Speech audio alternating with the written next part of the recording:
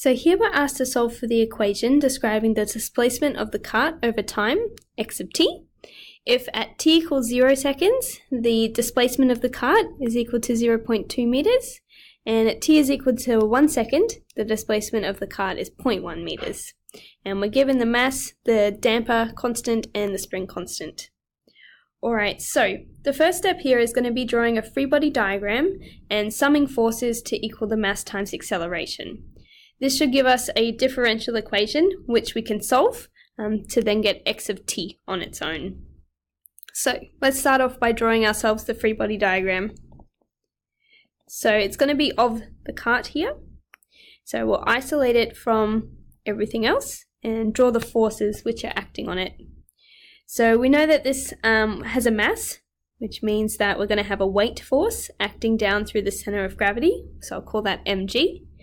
And we know it's in contact with a surface, and I'll simplify it to just one force acting perpendicular to that surface, which we're calling n. So these aren't really going to impact much anyway, because all our movement is going to be happening in the x direction.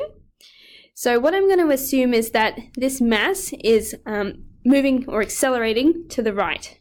Okay, so this isn't a force, this is just a reminder for me what direction it's going. So it's going to be the ma. And if we assume that this is going to move to the right, there's going to be resisting forces through the damper and through the spring, which try to return it to where it was. So that means the direction of both of these are going to be to the left. So for a spring, we know the force inside it is equal to k from the spring constant multiplied by x, which is how far the spring has been expanded or contracted. And of course, if we're measuring the position of the mass as being x here, if it moves a certain distance, say it moves 1 meter to the right, that means that this spring is going to have been extended that same distance. So I'll call it x in here. For the damper, we know that the force inside it is proportional to the velocity that it's being moved at. So that's going to be the same as the velocity of the actual cart, since it's directly attached. So we can write this as c x dash, okay, where x dash is the first derivative of position, so that makes it velocity. All right, so I think that's pretty much it in terms of the forces that we have acting. So what we can do is apply Newton's second law, which says that the sum of the forces has to be equal to the mass times acceleration. And we're going to look at this exclusively in the x direction. That's because all the movement is happening in the x direction. It's nothing interesting to look at in y. So I'll put little subscript x's on here. So on the left-hand side here, that's all the forces that we pick up from the free body diagram. So in the x direction, we can see we have 2 of them, and they're in the negative x direction. So when I pop them in the equation here, it's going to be negative cx dash and negative kx. Alright, so on the right hand side here we have the mass times acceleration term, and we can see here I've drawn it in assuming it's in the positive x direction, and I'm going to sub it in then as positive. And rather than writing this as a though, what I know is that the acceleration of this cart is going to be the second derivative of position. So I can write this equivalently as mx double dash for the second derivative. So I'll pop that in here as well. Alright, so let's rearrange the equation then. I'm going to get mx double dash. I'll shift these other 2 things over. So cx dash plus kx, and that means that the other side of the equation is going to end up being 0. So I can substitute some values in here.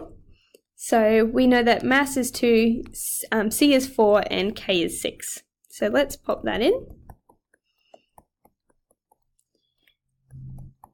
And that's what we've got. Alright, so this is the differential equation that we need to solve to get x as a function of time. So how we're going to do this is basically using the process for solving second order constant coefficient ODEs. So you can see that we have constant coefficients out the front of all of our terms, so it definitely fulfills that requirement. So this is the process that we're going to use. I had a recap video that went through this in a bit more detail, so I'm just going to go ahead and actually apply it. So the first step that we need to take is to solve for the homogeneous solution. So that's where the right-hand side of our differential equation is equal to 0. Once we've set that, we're going to try and solve for the roots of the characteristic equation using the quadratic formula. So jumping back over here, we can see that really we already have a homogeneous differential equation. Okay, that's because the right-hand side is by default already equal to 0. So that makes our life a little bit easier, okay, because it's going to mean that when we get to the step where we solve for the particular solution, we don't really need to do it, okay, because we've already got an equation with 0 on the right-hand side. So let's jump into then figuring out this characteristic equation. So what it means is that we're going to keep all these constant coefficients out the front, and we're going to introduce a variable r, and we're going to give it a power corresponding to the number of derivatives for each of these parts. So this one's got a second derivative, so we're going to give it a power of 2. This one, it's only got one derivative, so it's r to the power of 1. I'll just leave it though. And this, it doesn't have any derivatives, so it's just going to be a 6 on its own. Or you could think of it as r to the power of 0, which would be multiplying by 1. You can just drop. Alright, so we need to solve this equation. This is our characteristic equation. So we can see it's like a quadratic, and we could write it like this. Okay, so a, b, and c are the constants. So a equals 2, b equals 4, c equals 6. And we have our quadratic formula to be able to solve.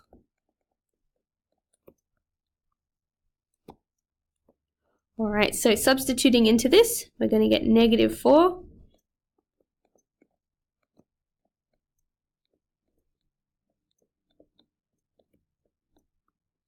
Alright, outside of all of this. So we can simplify what's inside the square root here. Comes negative 32 inside the square root, all divided by 4.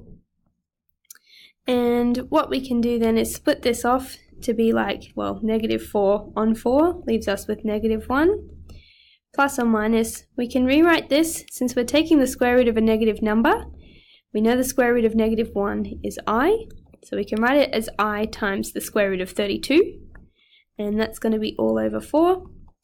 And I'm going to simplify this down to just a decimal number, and it comes to about 1.414 I.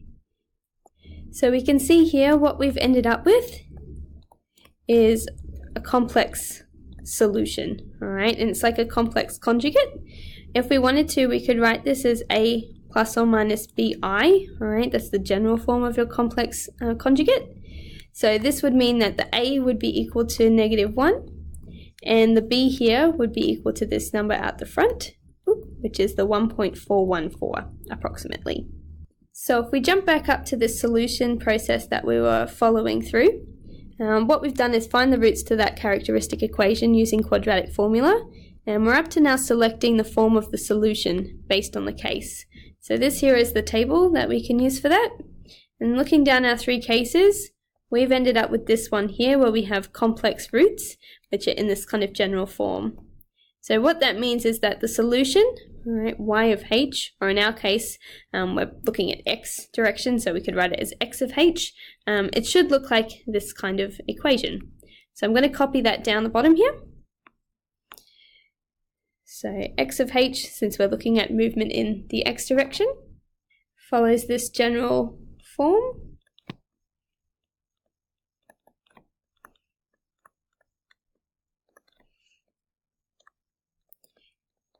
Okay, and what we know is that a and b come from these roots. So we can substitute in those values and make it a little bit simpler. So a was negative 1, so I'll just write this as negative t, and b is the 1.414 approximately.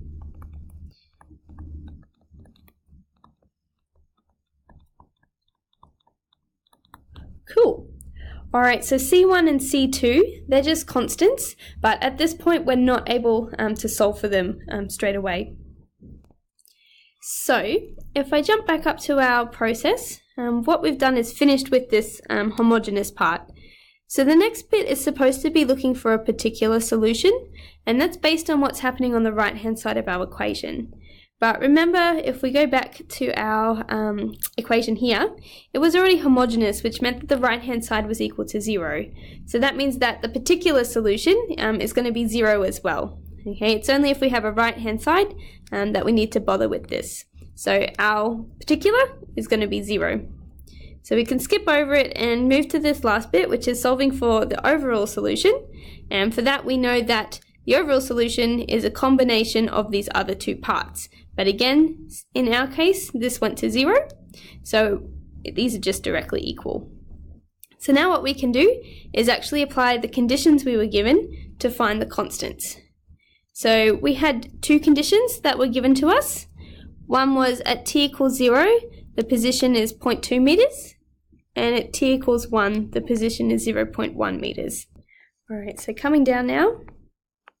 So we're saying that this is directly equal to our overall solution, and I'll just pop them down. We have these two conditions that we're going to use in order to solve for the two constants C1 and C2.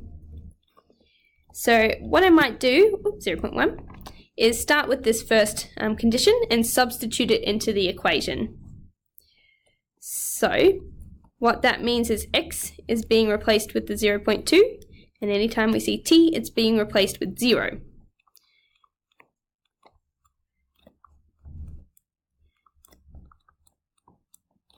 Alright, so I've done a little bit of simplification here. This is going to go to 0 in the exponent, and this is going to go to 0 inside the brackets as well. So we can do a little bit of simplification. So C1, there's not much we can do there. Anything to the power of 0 is equal to 1. So that's going to disappear. And cos of 0 is equal to 1 as well. Alright, so it's going to be times 1 times 1. So all that we're left with is the C1. Here we've got C2. Alright, then we've got e to the 0, which is 1, and then we have sine of 0, which is actually 0. So that means that this is going to disappear, and we can say that C1 is just equal to the 0.2. Alright, so we've got 1 sorted out. Now we should be able to use our second condition to get the second constant. So we're subbing in 0.1 for x and 1 anytime we see time, and I may as well put C1 in as well at this point. So it's going to be the 0.2, so e to the negative 1, cos of, it's going to be multiplied by 1 for time, so I'll just leave it like that. And this one again, it's going to be multiplied by the 1 for time, so I'll just leave it like that. So what we can see is that these are going to be numbers that we're going to need to get from a calculator. Same with this, e to the negative 1, there's no real simplification we can do other than putting it in a calculator. And same with this sine. So if I was to solve for C2, what I could do is say 0.1 minus all of this stuff here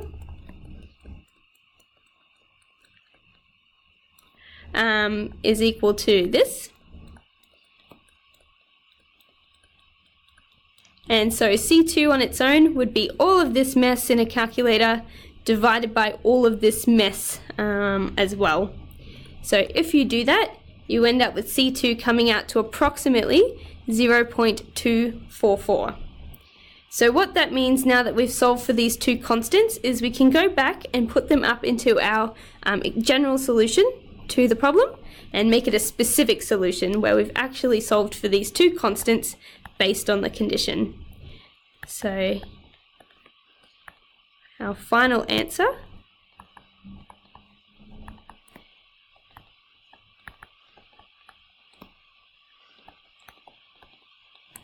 will look something like this. Okay, and all of this is going to be in meters, all right, because it's a displacement. So I put this into Matlab in order to see how the equation looked over time, and this is the plot.